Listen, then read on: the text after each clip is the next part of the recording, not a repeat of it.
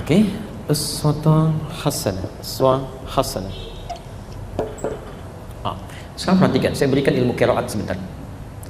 Kata uswah dalam riwayat Hafs dari Asim, ini bisa dibaca juga dengan iswah. Riwayat Qal atau Warsh dari Nafi', laqad kana lakum fi rasulillahi uswatun hasanah. Ini bisa juga iswatun hasanah, iswah. Uswah atau iswah itu artinya keteladanan yang meluas sifatnya, meluas ya. Jadi maksudnya begini, kalau Anda mengambil kebaikan dari situ, maka Anda pun otomatis akan jadi teladan. Kalau cuma keteladanan yang sifatnya terbatas, tidak meluas, itu disebut dengan qudwah ya, qudwah hasanah ya. Anda jadi teladan, tapi dari Anda saja yang belajar pada Anda tidak menjadi teladan, misal. Jelas ya? Tapi kalau keteladannya meluas, setiap ada belajar dari situ atau melihat sesuatu baik, jadi baik lagi, jadi baik lagi, jadi baik lagi. Ya. Kenapa Nabi keteladanannya disebut dengan uswah atau iswah? Karena setiap yang melekat pada Nabi, orang-orang di sekitarnya, kalau sudah melekat pada Nabi, pasti otomatis akan jadi teladan. Ya. Ada pengusaha belajar dari Nabi, maka orang ini seketika akan jadi teladan bagi pengusaha yang lainnya. Ada dosen, misalnya ustadz, belajar pada Nabi, maka orang ini akan membawa kepribadian Nabi yang jadi teladan lagi. Termasuk nanti satu masa Bu ya, kita akan bahas ini ya, dan juga nanti bahasan untuk laki-laki. Maka coba teman-teman lihat ya, uswah. Jadi pelajari. Nah, kalau U tinggi sifatnya, dhammah itu mengumpul. U itu di atas di bawah. Di atas itu tinggi atau rendah? Tinggi ya. Baik. Kalau I ya, I harakatnya di atas di bawah. Apa namanya? Fathah atau dhammah?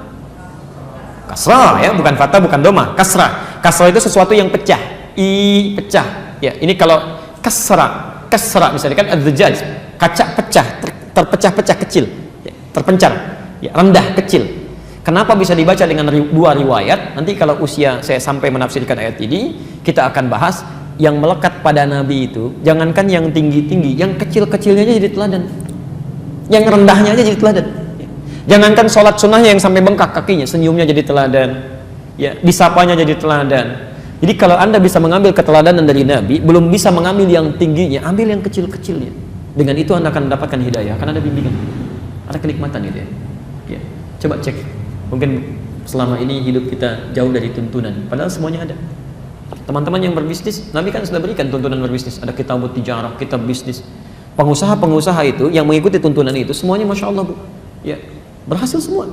Ya. Teman-teman yang mengajar, ada petunjuk dari Nabi, ada semuanya. Ya, jadi coba kita keluarkan. Termasuk saya tidak bosan mengingatkan ya. Pernahkah Anda keluarkan petunjuk sebagai orang tua? Ya, petunjuk Nabi di rumah tangga. Bagaimana jadi ayah yang baik sesuai dengan hadis? Ya, bagaimana jadi istri yang baik sesuai petunjuk Nabi? Pernah nggak keluarkan? Kalau boleh saya berikan nasihat ya. Sebulan itu harus punya target. Di rumah dulu misalnya.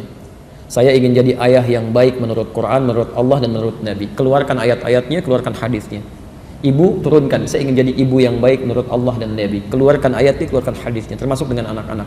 Tilawahi selama sebulan. Demi Allah saya katakan, tidak ada yang paling indah di rumah tangga kecuali kenikmatan. Kenikmatan. Ya, silahkan, kalau nggak percaya silahkan. Ada petunjuk-petunjuk kebaikan. Yang besar jadi kecil, yang kecil tidak akan pernah mengupas itu. Selalu tertutup, selesai. Jelas ya? Yang terakhir.